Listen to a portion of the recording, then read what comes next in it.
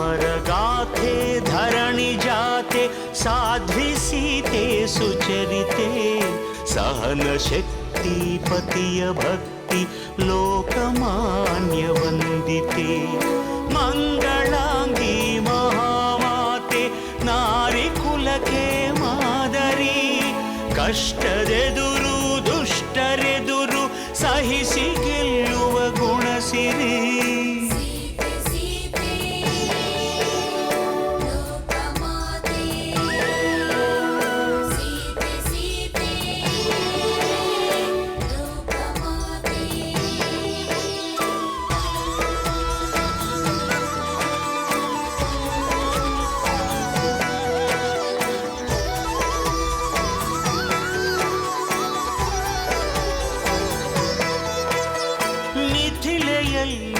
ಜನಕ ಕುಲಕ್ಕೆ ಬೆಳಕು ತಂದ ಜಾನಕಿ ಸ್ವಯಂ ವರದಿ ಧನುವ ಮುರಿದ ರಾಮಚಂದ್ರನ ನಾಯಕಿ ಪಟ್ಟದರಸಿಯಾಗುವಂಥ ಭಾಗ್ಯ ಸಿಗುವ ಸಮಯದಿ ದಟ್ಟ ಅಡವಿಯ ಹೊಕ್ಕಿ ನಡೆದಳು ಪತಿಯ ಜೊತೆಗೆ ಪ್ರೇಮದಿ ಪ್ರೇಮ ಪೂರ್ಣೆ ತ್ಯಾಗಶೀಲೆ ಸೂರ್ಯ ಕುಲಕ್ಕೆ ಜ್ಯೋತಿಯು ಉರಿವ ಬೆಂಕಿ ಸುಡದು ಇವಳ ನೀತಿಗಂತ ಶಕ್ತಿಯು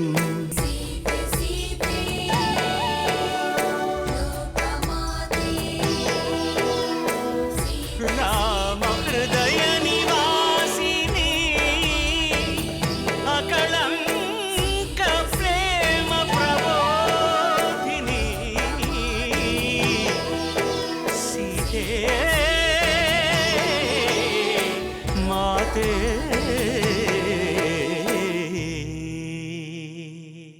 ಆ ಜಿಂಕೆಗಳಲ್ಲಿ ಯಾವುದು ಬೇಕೆಂದು ಹೇಳು, ಅದನ್ನು ನಾನು ಹಿಡಿದು ತಂದು ಕೊಡುತ್ತೇನೆ. ಬೇಡ ಸ್ವಾಮಿ, ಗುಂಪಿನಲ್ಲಿರುವ ಅವುಗಳಲ್ಲಿ ಯಾವುದನ್ನು ಹಿಡಿದು ತಂದರೂ ಅವು ಬಾಧೆ ಪಡುತ್ತದೆ. ಹೋಗಲಿ ಬಿಡು, ಎಂದಾದರೂ ಒಂದು ಒಂಟಿಯಾದ ಜಿಂಕೆಯನ್ನು ಕಂಡರೆ ಅದನ್ನು ಹಿಡಿದು ತಂದು ಕೊಡುತ್ತೇನೆ ಅಷ್ಟೇ. ಆ ರಾಮ ಲಕ್ಷ್ಮಣನನ್ನು ಕೊಂದು ಆ ಸೀತೆಯನ್ನು ಬಲಾತ್ಕಾರವಾಗಿ ಆದರೂ ಎಳೆದುತ್ತ. ಆಯ್ತು, ನಾನೀಗಲೇ ಹೋಗಿ ಆ ಸೀತೆಯನ್ನು ಎಳೆ ತರುತ್ತೇನೆ.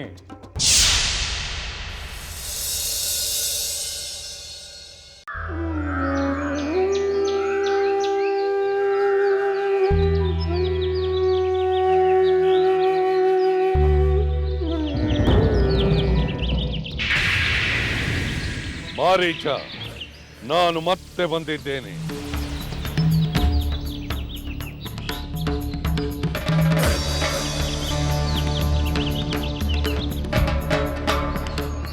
ಓ ರಾವಣೇಶ್ವರ, ಇಷ್ಟು ಬೇಗ ನಿನ್ನನ್ನು ಮತ್ತೆ ನೋಡುತ್ತೇನೆ ಎಂದುಕೊಂಡಿರಲಿಲ್ಲ. ನನ್ನ ಸೋದರಿ ಶೂರ್ಪನಖಿ ಲಂಕೆಗೆ ಬರದಿದ್ದರೆ ನಾನು ಇಲ್ಲಿಗೆ ಬರುತ್ತಿರಲಿಲ್ಲ. ಮತ್ತೆ ನಿಮ್ಮನ್ನು ಸೀತಾಪಹರಣಕ್ಕೆ ನೆರವಾಗು ಎಂದು ಕೇಳುತ್ತಿರಲಿಲ್ಲ. ಏನು, ಸೀತಾಪಹರಣದ ಬಗ್ಗೆ ಮತ್ತೆ ಆಲೋಚನೆಯೇ? ಬೇಡ ರಾವಣ, ಕುಲನಾಶಕವಾದ ಅಂತ ದುಷ್ಟ ಆಲೋಚನೆಯನ್ನು ಮಾಡಬೇಡ. ಮಾರೀಚ, ನೀನು ನನ್ನ ಸ್ಥಾನದಲ್ಲಿದ್ದರೆ ನಿನ್ನ ಸೋದರಿಗೆ, ನನ್ನ ಸೋದರಿ ಶೂರ್ಪನಖಿಗಾದಂಥ ಅವಮಾನವಾಗಿದ್ದರೆ ನೀನು ಇಂಥ ಆಲೋಚನೆಯನ್ನೇ ಮಾಡುತ್ತಿದ್ದೆ. ಅಂದರೆ ನಿನ್ನ ಸೋದರಿ ಶೂರ್ಪನಖಿಗೆ ಏನಾಯ್ತು ರಾವಣ? ಅದನ್ನು ನೆನೆಸಿಕೊಂಡರೆ ನನ್ನ ರಕ್ತ ಕೋತ ಕೋತನೆ ಕುದಿಯುತ್ತದೆ ಮಾವ. ನಿರಪರಾಧಿಯಾದ ಅವಳ ಕಿವಿ ಮೂಗುಗಳನ್ನು ಕತ್ತರಿಸಿ ವಿರೂಪಗೊಳಿಸಿದ್ದಾರೆ. ಇಂತಹ ಕಾರ್ಯವನ್ನು ಯಾರು ತಾನೇ ಸಹಿಸಲು ಸಾಧ್ಯ? ಇಲ್ಲ ರಾವಣ, ಶೂರ್ಪನಖಿಯಿಂದಲೂ ಏನೋ ಅಪಚಾರ ನಡೆದಿರಬೇಕು. ಇಲ್ಲವಾದರೆ ಅವರು ಅಂಥ ಶಿಕ್ಷೆ ಕೊಡುತ್ತಿರಲಿಲ್ಲ. ಮಾವ, ಅವಳು ರಾಮನನ್ನು ಬಯಸಿರಬಹುದು, ಅದು ದೊಡ್ಡ ಅಪಚಾರವೇ? ಅದಕ್ಕೆ ಇಂತಹ ಕ್ರೂರ ವರ್ತನೆಯೇ? ಹಾಗಲ್ಲ ರಾವಣ. ಮಾವ, ನಿನ್ನ ತರ್ಕವು ನನಗೆ ಬೇಕಾಗಿಲ್ಲ. ನನ್ನ ಸೋದರಿಗಾದ ಅಪಮಾನಕ್ಕೆ ತಕ್ಕ ಪ್ರತೀಕಾರವನ್ನು ನಾನು ತೀರಿಸಿಕೊಳ್ಳಲೇಬೇಕು. ಅದಕ್ಕೆ ಸೀತಾಪಹರಣ ಒಂದೇ ತಕ್ಕ ಮಾರ್ಗ. ನೀನದಕ್ಕೆ ನನಗೆ ಸಹಕರಿಸಲೇಬೇಕು. ರಾಮನ ಶೌರ್ಯ ಪರಾಕ್ರಮಗಳು ಕಡಿಮೆ ಏನಿಲ್ಲ ರಾವಣ. ಆಹಾ, ನನ್ನ ಶೌರ್ಯ ಪರಾಕ್ರಮಗಳು ಕಡಿಮೆ ಏನಲ್ಲ. ವೀರಾದಿ ವೀರರಾದ ಸೋದರರಿದ್ದಾರೆ. ವೀರ ಪುತ್ರರೊಡನೆ ಸೇರಿ ಆ ರಾಮನನ್ನು ನಾಮಾವಚೇತ ಮಾಡುತ್ತೇನೆ. ನೀನಂದುಕೊಂಡಷ್ಟು ಸುಲಭವೇ? ಬರೀ ಸುಲಭವಲ್ಲ, ಸುಲಭದಲ್ಲಿ ಸುಲಭ. ಮಾಯಾ ವಿದ್ಯೆಯಲ್ಲಿ ನಿಷ್ಣಾತನಾದ ನೀನು ನನ್ನೊಂದಿಗಿದ್ದರೆ ಅದು ಅತಿ ಸುಲಭ. ಈಗಲೇ ನನ್ನ ಪುಷ್ಪಕ ವಿಮಾನವನ್ನು ಏರು. ಏನು ಮಾಡಬೇಕೆಂಬುದನ್ನು ನಾನು ಹೇಳುತ್ತೇನೆ. ತಾಳು ರಾವಣ, ತಾಳು. ನನಗೊಂದಷ್ಟು ಯೋಚಿಸಲು ಅವಕಾಶ ಕೊಡು.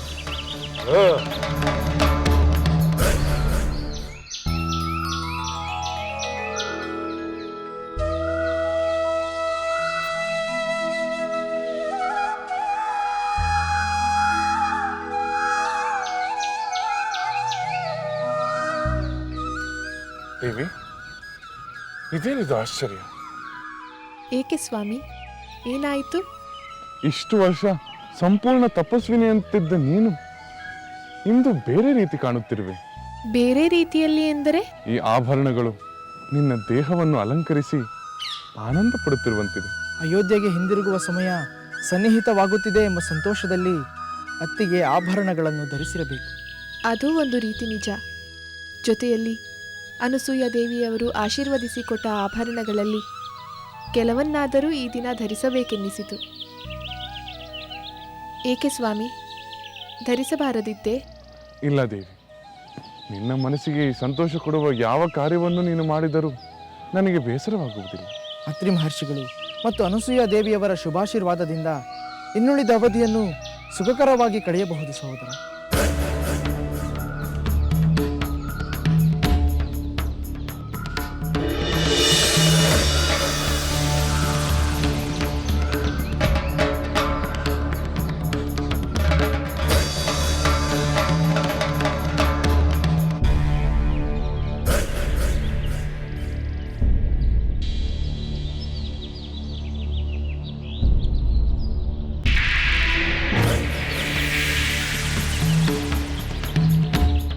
ಮಾವ, ನಿನ್ನ ಯೋಚನೆ ಮುಗಿಯಿತೆ? ಏನು ನಿನ್ನ ನಿರ್ಧಾರ?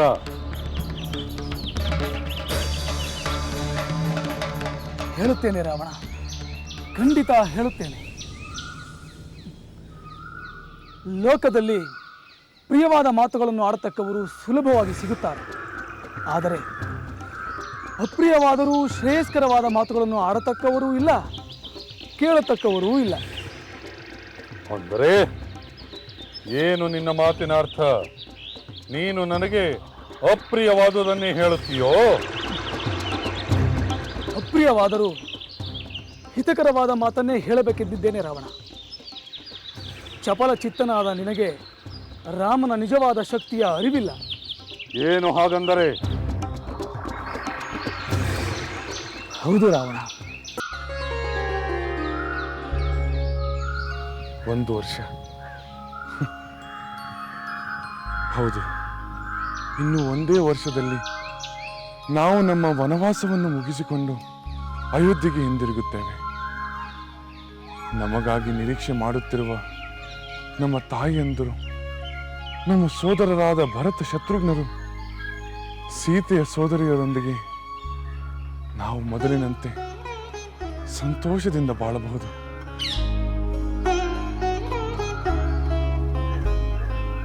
ಹೌದು ಸಹೋದರ, ಅವರ ನೆನಪಿನಲ್ಲಿ ನಾವು ಸಂಕಟ ಪಡುತ್ತಿರುವಂತೆ ಅವರು ನಮ್ಮ ನೆನಪಿನಲ್ಲಿ ದುಃಖ ಪಡುತ್ತಿರುತ್ತಾರೆ.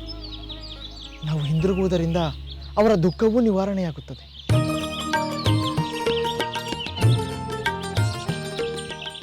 ಲಕ್ಷ್ಮಣನ ಮಾತು ನಿಜ ಸ್ವಾಮಿ. ನಮ್ಮ ವನವಾಸದ ಕಷ್ಟಗಳನ್ನು ನೆನೆದು ಅವರೆಲ್ಲ ನಮಗಿಂತ ದುಃಖಿಗಳಾಗಿರುತ್ತಾರೆ. ಅವರಿಗೆ ಮತ್ತೆ ಸಂತೋಷವಾಗುವುದೇ ಮುಖ್ಯ. ಹೌದು ಜಾನಕಿ, ನಿನ್ನ ಮಾತು ನಿಜ. ಆದರೆ ಅರಮನೆಯಲ್ಲಿರಲಿ ಅರಣ್ಯದಲ್ಲಿಯೇ ಇರಲಿ, ಸುಖ ದುಃಖಗಳ ಆಟ ತಪ್ಪುವುದಿಲ್ಲ. ಅಯೋಧ್ಯೆಯಲ್ಲಿ ನಮಗೆ ಸಂಕಟದ ಪ್ರಸಂಗಗಳು ಒದಗಿ ಬರಬಹುದು. ಹಾಗೆ ಈ ಅರಣ್ಯದಲ್ಲೂ ನಾವು ಎಷ್ಟೋ ಸಂತೋಷದ ಪ್ರಸಂಗಗಳನ್ನು ಅನುಭವಿಸಿದ್ದೇವಲ್ಲವೇ?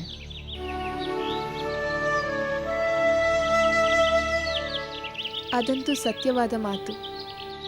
ನಾವು ಅಯೋಧ್ಯೆಯಲ್ಲಿದ್ದಿದ್ದರೆ ಅರಣ್ಯದ ಈ ನಿಸರ್ಗ ಸೌಂದರ್ಯವನ್ನು ನೋಡಲಾಗುತ್ತಿತ್ತೆ. ಸೃಷ್ಟಿಯಲ್ಲಿ ಇಷ್ಟು ಬಗೆಯ ಹೂಗಳಿವೆ ಎಂದು ನನಗೆ ಗೊತ್ತೇ ಇರಲಿಲ್ಲ. ಹೂಗಳೆಂದ ಮೇಲೆ ನೆನಪಾಯಿತು.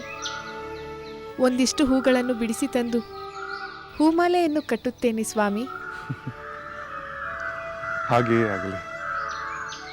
ಜಿಂಕೆ, ಮೊಲ, ನವಿಲುಗಳನ್ನು ಕಾಣುತ್ತಾ ಬಣ್ಣ ಬಣ್ಣ ಹೂಗಳಿಂದ ಮಾಲೆ ಕಟ್ಟುತ್ತಾ ನೀನು ಸಂತೋಷದಲ್ಲಿರುವುದನ್ನು ಕಂಡರೆ ನನಗೂ ಸಂತೋಷವೇ. ಚಿಕ್ಕಂದಿನಿಂದಲೂ ನನಗೆ ನಿಸರ್ಗ ಸೌಂದರ್ಯವನ್ನು ಕಾಣುವ ಆಸಕ್ತಿ ಇದೆ. ಆಗ ಕೃತಕವಾದ ಉದ್ಯಾನವನ, ಈಗ ಸಹಜವಾದ ಸುಂದರ ಪ್ರಕೃತಿ, ಅಷ್ಟೇ ವ್ಯತ್ಯಾಸ. ನನ್ನ ಹಿತವಚನದಿಂದ ನಿನ್ನ ದುರಭಿಪ್ರಾಯ ದೂರವಾದರೆ ಸಕಲ ರಾಕ್ಷಸರಿಗೂ ಮಂಗಳ ಉಂಟಾಗುತ್ತದೆ.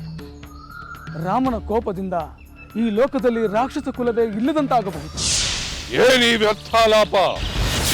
ರಾಕ್ಷಸ ಕುಲವನ್ನು ನಾಶ ಮಾಡಲು ಆ ರಾಮನು ಎಷ್ಟರವನು. ನನ್ನ ಮಾತನ್ನು ಕೇಳು ರಾವಣ. ಆ ಸೀತೆ ನಿನ್ನ ವಿನಾಶದ ನಿಮಿತ್ತವಾಗಿಯೇ ಹುಟ್ಟಿದ್ದಾಳೋ ಏನೋ, ಯಾರು ಬಲ್ಲರು. ಇದರಿಂದ ನನಗಂತೂ ಆಪತ್ತು ಸಂಭವಿಸಬಹುದು.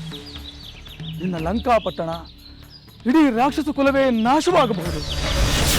ಸಾಕು ಮಾಡು ಮಾರೀಚ. ನೀನು ಹೇಳುತ್ತಿರುವುದು ಪ್ರಿಯ ವಚನವೂ ಅಲ್ಲ, ಹಿತವಚನವೂ ಅಲ್ಲ. ಆ ರಾಮನು ತನ್ನ ತಂದೆಯಿಂದಲೇ ಪರಿತ್ಯಕ್ತನಾದವನು, ನನ್ನ ಸೋದರಿಯನ್ನು ವಿರೂಪಗೊಳಿಸಿದವನು, ಖರ ದೂಷಣ ಮೊದಲಾಗಿ 14,000 ರಾಕ್ಷಸರನ್ನು ಹತ ಮಾಡಿದವನು. ಲೋಕ ಮರ್ಯಾದೆಯನ್ನು ಮೀರಿದ ಕ್ಷತ್ರಿಯ ಕುಲಧರ್ಮನಾದ ಅವನ ಪತ್ನಿಯನ್ನು ಅಪಹರಿಸುವುದು ಅಪರಾಧವೇನಲ್ಲ. ನೀನು ತಪ್ಪು ತಿಳಿದಿರುವೆ ರಾವಣ. ರಾಮ ತನ್ನ ತಂದೆಯಿಂದ ಪರಿತ್ಯಕ್ತನಾದವನಲ್ಲ. ಅವನು ಲೋಕ ಮರ್ಯಾದೆಗಳನ್ನು ಮೀರಿದವನೂ ಅಲ್ಲ. ಅವನು ಗುಣಹೀನನೂ ಅಲ್ಲ. ಅವನ ಬಗ್ಗೆ ನಾನು ಚೆನ್ನಾಗಿ ಬಲ್ಲೆ. ಅವನು ಧರ್ಮ ಪಾಲಕನು. ಬಾಬಾ, ಶತ್ರುಗಳನ್ನು ಪ್ರಶಂಸೆ ಮಾಡುವುದು ಎಲ್ಲಿಂದ ಕಲಿತೆ? ಸೀತಾ ಸಹಿತ ಶ್ರೀರಾಮ ಅಪೂರ್ವ ತೇಜೋವಂತ. ಅವನ ಧನಸ್ಸಿನ ರಕ್ಷಣೆಯಲ್ಲಿರುವ ಸೀತೆಯನ್ನು ಅಪಹರಿಸುವುದು ಅಷ್ಟು ಸುಲಭದ ಮಾತಲ್ಲ. ಮಾರೀಚ, ನನ್ನ ಸಾಮರ್ಥ್ಯದ ಬಗ್ಗೆ ನಿನಗೆ ಸಂಶಯ ಬಂದಿರುವುದು ನನಗೆ ಅಚ್ಚರಿಯುಂಟು ಮಾಡುತ್ತಿದೆ. ಮಹಾಪತಿವ್ರತೆಯಾದ ಸೀತೆ ಅಗ್ನಿ ಜ್ವಾಲೆಯಂತವಳು. ಅವಳನ್ನು ಅಪಮಾನಪಡಿಸಲು ಹೋದರೆ ನೀನೇ ಸುಟ್ಟು ಭಸ್ಮವಾಗಿ ಬಿಡ್ತೀಯೇ. ಮಕ್ಕಳಿಗೆ ಕತೆ ಹೇಳುವಂತೆ ಹೇಳಿ ನನ್ನನ್ನು ಹೆದರಿಸುತ್ತಿರುವೆಯ ಮಾವ? ರಾವಣ, ಕ್ರೋಧನಿಷ್ಠನಾದವನಿಗೆ ವಿವೇಕದ ಮಾತುಗಳು ರುಚಿಸುವುದಿಲ್ಲ. ನೀನು ಆತುರ ಪಡಬೇಡ. ಧರ್ಮಾತ್ಮನಾದ ವಿಭೀಷಣ ಮೊದಲಾದ ಹಿತೈಷಿಗಳೊಂದಿಗೆ ಸಮಾಲೋಚಿಸು. ಈ ಕಾರ್ಯದಿಂದ ಆಗಬಹುದಾದ ಅನರ್ಥಗಳ ಬಗ್ಗೆ ಚಿಂತಿಸು. ನನಗಂತೂ ನೀನು ಸೀತಾಪಹರಣ ಮಾಡುವುದಾಗಲಿ ರಾಮನೊಡನೆ ಹೋರಾಡುವುದಾಗಲಿ ಸೂಕ್ತವಲ್ಲವೆಂದೇ ತೋರುತ್ತದೆ. ನಿನ್ನ ಮಾತು ಮುಗಿಯಿತೆ ಅಥವಾ ಇನ್ನೂ ಇದೆಯೇ? ನನ್ನದೇ ಒಂದು ಅನುಭವವನ್ನು ಹೇಳುತ್ತೇನೆ, ಕೇಳು. ಹಿಂದೆ ನಾನು ಅರಣ್ಯದಲ್ಲಿ ಋಷಿ ಮುನಿಗಳನ್ನು ಕೊಲ್ಲುತ್ತಾ ಅವರ ತಪೋ ಯಜ್ಞಗಳನ್ನು ಭಂಗಗೊಳಿಸುತ್ತಾ ಅಲೆಯುತ್ತಿರುವಾಗ ವಿಶ್ವಾಮಿತ್ರರು ಬಾಲಕರಾದ ರಾಮ ಲಕ್ಷ್ಮಣರನ್ನು ಅಲ್ಲಿಗೆ ಕರೆತಂದರು. ಬಾಲಕರಾದ ರಾಮನು ನನ್ನನ್ನು ತನ್ನ ಬಾಣದಿಂದ ದೂರದ ಸಮುದ್ರದಲ್ಲಿ ಬೀಳುವಂತೆ ಮಾಡಿದ. ಇದು ತಮಗೆ ನೆನಪಿಲ್ಲವೇ? ಲಕ್ಷ್ಮಣ, ಈ ಮಾರೀಚನ ಮೇಲೆ ನಾನು ಮಾನವಾಸ್ತ್ರವನ್ನು ಪ್ರಯೋಗಿಸುವೆ.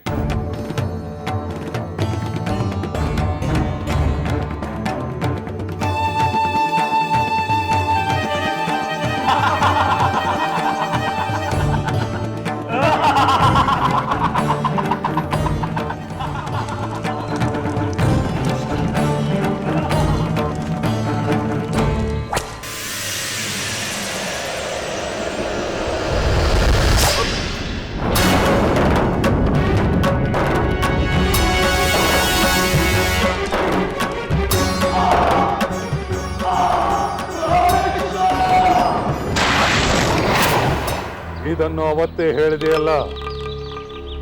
ಬಾಲರಾಮನೇ ಅಷ್ಟು ಪರಾಕ್ರಮಿಯಾಗಿದ್ದನೆಂದರೆ ಈಗ ಪ್ರೌಢರಾಮ ಇನ್ನೆಷ್ಟು ಪರಾಕ್ರಮಿಯಾಗಿರಬಲ್ಲ. ಇತ್ತೀಚೆಗೆ ಅದರ ಅನುಭವವೂ ನಮಗಾಯಿತು. ಓಹೋ, ಅದರ ಅನುಭವವೂ ನಿಮಗಾಯಿತೆ? ಹೇಳಿ ಹೇಳಿ, ಕೇಳೋಣ. ತಾಪಸ ವೇಷದಲ್ಲಿದ್ದ ಅವರನ್ನು ಕಂಡು ಹಳೆಯ ದ್ವೇಷದಲ್ಲಿ ಕಾಡು ಮೃಗದ ವೇಷ ತಾಳಿ ಅವರತ್ತ ನುಗ್ಗಿದೆ. ವಾಯುವೇಗದಲ್ಲಿ ರಾಮ ಬಾಣವನ್ನು ಪ್ರಯೋಗಿಸಿದ. ಅದೃಷ್ಟವಶಾತ್ ನಾನು ತಪ್ಪಿಸಿಕೊಂಡೆ. ನನ್ನ ಜೊತೆಯಲ್ಲಿದ್ದ ಇಬ್ಬರು ರಾಕ್ಷಸರು ಹತರಾದರು. ಈಗ ಅವರು ತಪಸ್ವಿಗಳಾಗಿರುವುದನ್ನು ನೋಡಿದರೆ ಅವರ ಪರಾಕ್ರಮವೆಲ್ಲ ಹೊರಟು ಹೋಗಿರಬೇಕು. ಇದೇ ಸುಸಮಯ. ನಾವಿಬ್ಬರು ಹೋಗಿ ಹೊತ್ತುಕೊಂಡು ಬಂದು ತುಂಡು ತುಂಡಾಗಿ ಕತ್ತರಿಸುತ್ತೇವೆ. ಬೇಡ, ನೀವು ಹೋಗುವುದು ಬೇಡ. ಇವರಲ್ಲಿ ಆಗಿನ ಪರಾಕ್ರಮವು ಈಗಲೂ ಹಾಗೆಯೇ ಇದೆಯೇ ಇಲ್ಲವೇ ಎಂಬುದನ್ನು ನಾನೇ ಪರೀಕ್ಷಿಸುತ್ತೇನೆ.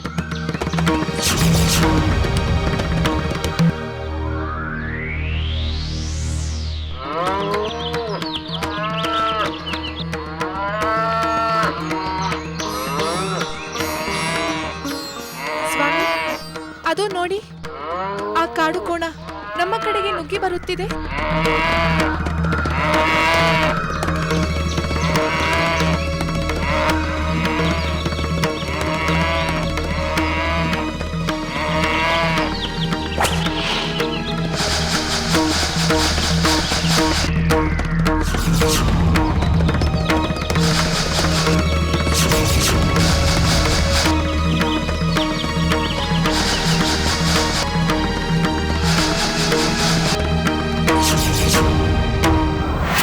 ಹೌದು ರಾವಣ, ಈ ಅರಣ್ಯವೆಲ್ಲವೂ ರಾಮಮಯವಾಗಿರುವಂತೆ ನನಗೆ ಭ್ರಮೆಯಾಗುತ್ತಿದೆ. ನಿನಗೆ ಭ್ರಮೆಯಾಗಿರುವುದು ನಿಜ ಮಾವ. ಆದರೆ ನಿನ್ನ ಮಾತುಗಳನ್ನು ಕೇಳುವಷ್ಟು ತಾಳ್ಮೆ ನನಗಿಲ್ಲ. ಆ ಹುಲು ಮಾನವ ರಾಮನ ಪತ್ನಿ ಸೀತೆಯನ್ನು ಅಪಹರಿಸುವುದರಿಂದ ನಿನ್ನ ಯಾವ ಮಾತುಗಳು ನನ್ನನ್ನು ವಿಮುಖಗೊಳಿಸಲಾರದು. ನೀನು ನನಗೆ ಸಹಾಯ ಮಾಡಲೇಬೇಕು. ದಂಡಕಾರಣ್ಯಕ್ಕೆ ನೀನು ನನ್ನೊಡನೆ ಬರಲೇಬೇಕು. ನೀನು ನನ್ನ ಆಶ್ರಿತ. ನನಗೆ ಸಹಾಯ ಮಾಡುವುದು ನಿನ್ನ ಕರ್ತವ್ಯ. ನೆನಪಿರಲಿ, ಇನ್ನು ನಾನು ನಿನ್ನ ಯಾವುದೇ ಮಾತುಗಳನ್ನು ಕೇಳಲಿಚ್ಛಿಸುವುದಿಲ್ಲ. ವಿನಾಶ ಕಾಲದಲ್ಲಿ ಬುದ್ಧಿಗೆ ಮಂಕು ಕವಿಯುತ್ತದೆ. ಇರಲಿ, ವಿಧಿಯ ಸಂಕಲ್ಪ ರಾಮನ ಬಾಣದಿಂದಲೇ ನನಗೆ ಮುಕ್ತಿ ಎಂದಾದರೆ ನಾನು ತಾನೇ ಏನು ಮಾಡಬಲ್ಲೆ? ನಡೆ, ನಾನು ನಿನ್ನೊಡನೆ ಬರುವೆನು.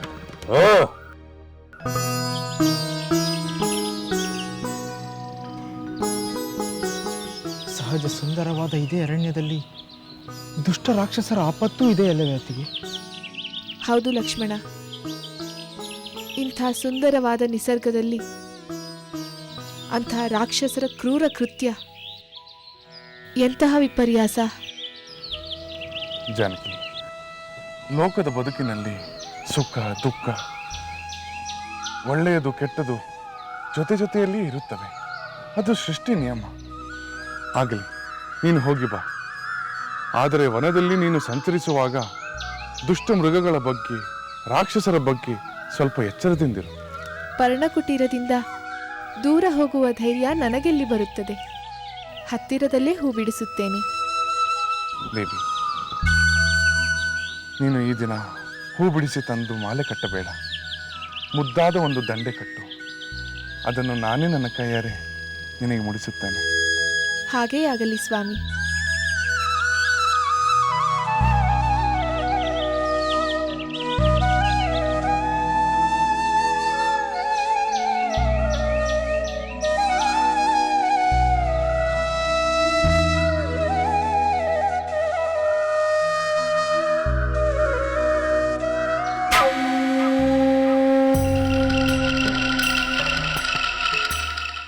ನಾನು ನಿನ್ನೊಡನೆ ಬಂದ ಮೇಲೆ ಹಿಂದೆ ಸರಿಯುವ ಪ್ರಶ್ನೆಯೇ ಇಲ್ಲ ರಾವಣ. ಆದರೆ ನೀನು ಇನ್ನಷ್ಟು ಕಾಲ ಸುಖ ಭೋಗಗಳನ್ನು ಅನುಭವಿಸಬೇಕೆಂದಿದ್ದರೆ ರಾಮನಿಗೆ ಅಪ್ರಿಯವಾದ ಕಾರ್ಯವನ್ನು ಕೈಗೊಳ್ಳದಿರುವುದೇ ಒಳ್ಳೆಯದು. ನಿನ್ನಿಂದ ಸಾಯುವುದರ ಬದಲು ಆ ರಾಮನ ಬಾಣಗಳಿಂದ ಸಾಯುವುದೇ ಶ್ರೇಯಸ್ಕರ.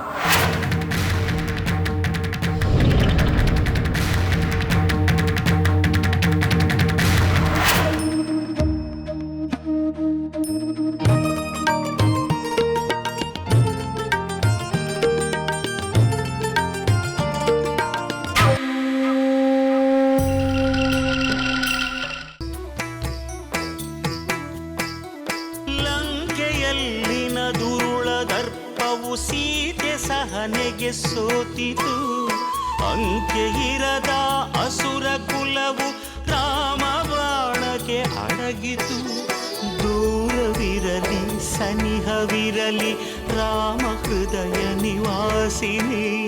ಯುಗವು ಯುಗವು ಸಾಗಲಿ ಅಕಳಂಕ ಪ್ರೇಮ ಪ್ರಬೋಧಿನಿ. ಅಮರ ಗಾಧೆ ಧರಣಿ ಜಾತೆ ಸಾಧ್ವೆ ಸೀತೆ ಸುಚರಿತೆ. ಸಹನ ಶಕ್ತಿ ಪತಿಯ ಭಕ್ತಿ ಲೋಕಮಾನ್ಯ ವಂದಿತೆ.